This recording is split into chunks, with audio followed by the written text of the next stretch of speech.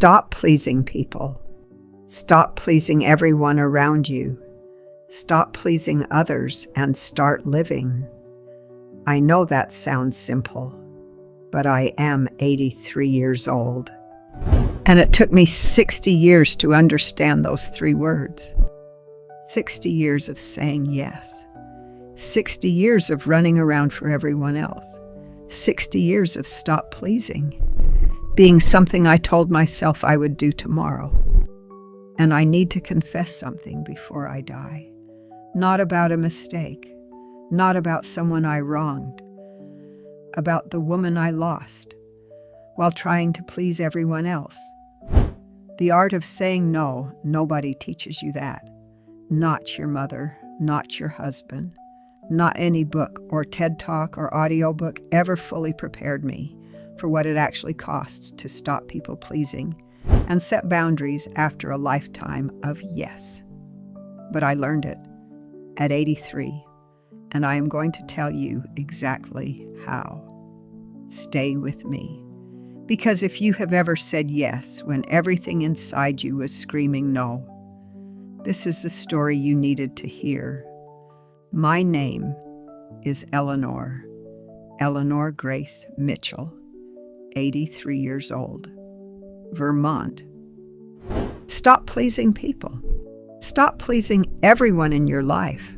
Stop pleasing others and start living for yourself. I wish someone had said that to me when I was 30 years old, or 40, or 50, or even 60. But nobody did. And so I kept going. Keep saying yes. Keep smiling. Keep running. Keep pleasing. Until one morning I looked in the mirror and the woman looking back at me was a complete stranger. I was the woman everyone loved. The one who showed up. The one who remembered every birthday, every favor, every need that anyone around her had. Stop people pleasing. People would say it as a joke. Oh, Eleanor, you need to stop people pleasing. And I would laugh because I thought it was a compliment. I thought, this is who I am. This is my gift to the world. What I did not understand, what took me 60 years to finally see, is that I was not giving. I was hiding. Every yes I said when I meant no was not generosity. It was fear, pure, simple fear. Fear of being disliked, fear of being seen as difficult, fear of losing people who I was not even sure truly knew the real me. Because how could they know me when I had spent 60 years hiding myself from them? Now, I want to tell you about something I discovered, something I call the octopus. One morning, I woke up after a family gathering where I had done it again, over-explained everything, pleased everyone, shrunk myself down to make others comfortable. And I was so angry. I lay in bed that night and thought, how do I stop people pleasing and set boundaries when I do not even know what my real boundaries are? How do you unlearn 60 years of saying yes? And I woke up the next morning with a picture in my mind. A little octopus sitting right on top of my head, running around, tentacles everywhere, reaching for everyone, pleasing everyone, managing everything. And I thought, that is it. That is what I've been doing my entire life. I have been the octopus. Stop pleasing everyone means putting the octopus to sleep, not killing it, not hating it, just gently putting it to sleep and choosing for the first time to just be Eleanor. If you are finding yourself in this story, Afrafi, if you are the octopus too, subscribe to this channel right now. Because every week we bring you dark wisdom like this, the kind that no audiobook, no TED Talk, no art of saying no summery will ever give you, because this comes from someone who lived it. They make it sound easy. It is not easy. When you spend your whole life saying yes, you teach people that your no does not exist. And when you finally, after 60 years, start saying no, they push back. They guilt you. They say you have changed. You are not the same anymore. You used to be so nice. And they are right. I have changed, but not in the way they think. I have not become less loving. I have become more honest. I have not become selfish. I have become real. And the art of saying no, the real art, the one no book fully captures, is understanding that every no you say to someone else is a yes you say to yourself. Stop pleasing others and start living. That cost me friendships. People who liked me because I always said yes. Stopped calling when I started saying no. And at first, that hurt more than I expected. But then I realized they did not lose me. They lost the octopus, and the octopus was never me. I want to tell you about my mother. She is 91. She worked her whole life, never complained, put everyone first, every single day, without exception. Sound familiar? She was the ultimate stop-pleasing woman, except she never stopped. She is still doing it at 91. I fetch her almost every afternoon now. We go for a walk. She is slower, more fragile. And sometimes, when I hold her hand, I look at her fingers, soft skin, worn, tired. She always says, "Eleanor," and these are not pretty hands. And I say, "Mama, do not say that. These hands made my lunch every day for 18 years. These hands held me when I was sick. These hands worked so I could have everything I needed.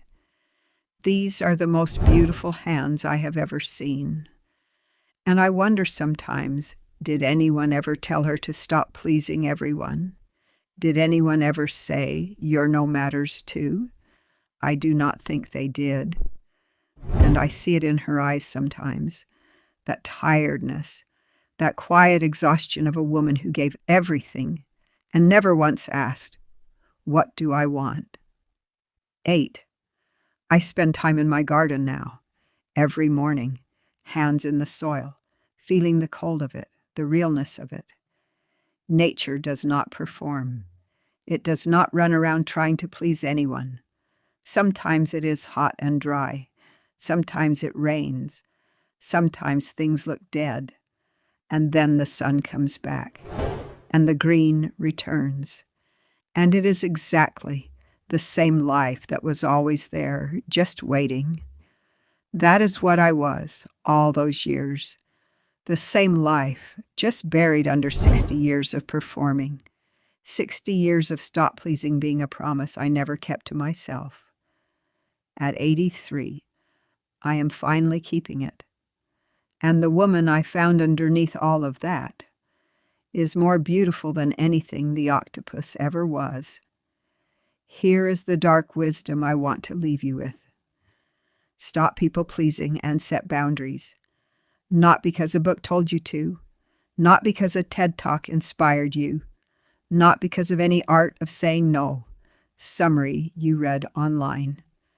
Do it because, somewhere inside you, there is a real person who has been waiting, patiently, quietly, for you to finally show up for them. That person is you, and they deserve your yes more than anyone else ever did. I want to tell you about my mother. She is 91.